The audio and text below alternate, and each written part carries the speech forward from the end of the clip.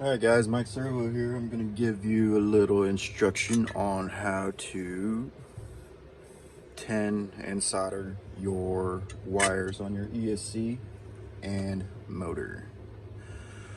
I have a brand new Tekin RX8 Gen 3 with my Hakko soldering iron set at maxed 899 degrees. A lot of people like to use a chisel tip. I'm sorry, I can't get that in focus, but this is just this fine tip. Both will work.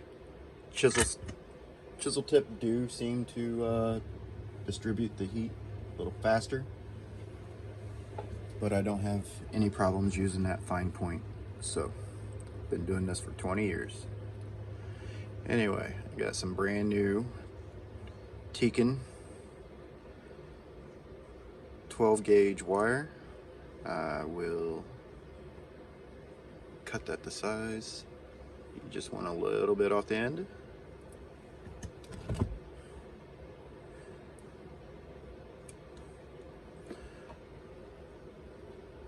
Give her a little twist, and to tin this, you can use your favorite electrical solder. I prefer really thin stuff.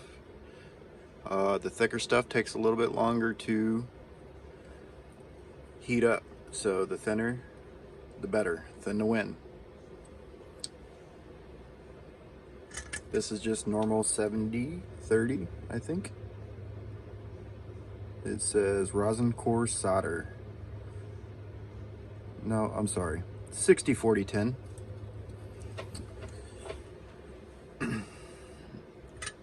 So basically, I just clean the tip off the wet sponge. That should make it nice and shiny. If you have a lot of excess, I have this steel wool inside this little pocket here to get off the extra excess. Never really use that steel wool. The water does just fine.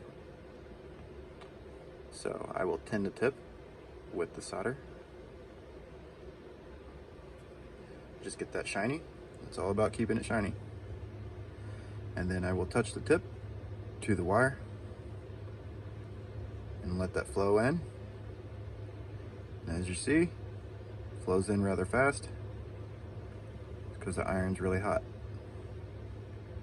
What I like to do, pull it off slow, and it should leave a nice shiny,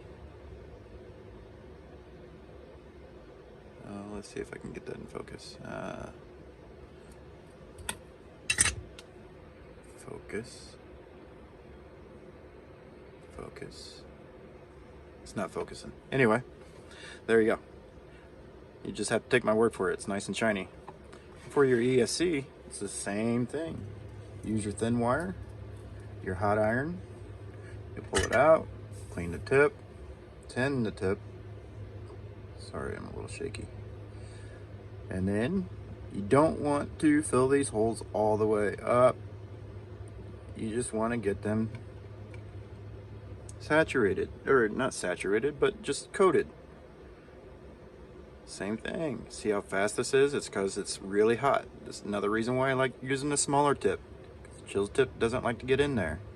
The longer you leave your soldering iron inside each one of these posts, the hotter the internals get to your ESC. We all know that heat is bad for your electronics. Do not overheat your electronics. They're very pricey. Okay, just a small coat. Float her in there. See how fast that is? All right. Once that's done, just for training purposes only, I'm not gonna wire up everything, but you have your wire tinned. You have your ESC tinned. It's always good practice to clean your tip after each use. You can do it this way to get the excess off, or you can wipe it off on the wet sponge. Okay, so I'm about to combine the wire to the ESC. So tip's clean. I'm going to tin the tip. The tip is tinned. The wire and the ESC are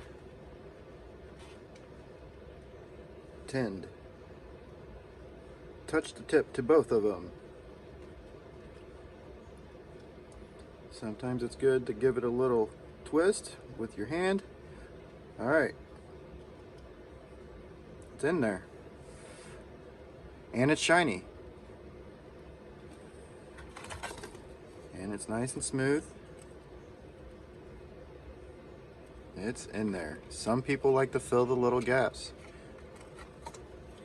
You can do that if you want, but make sure that you don't leave your tip on there for more than, say, 5 to 10 seconds. You put the tip of your hot iron on that ESC for more than 5 to 10 seconds, it's going to overheat. Bad things happen, like separating your posts from the board itself internally. It's not good. You don't want to do that.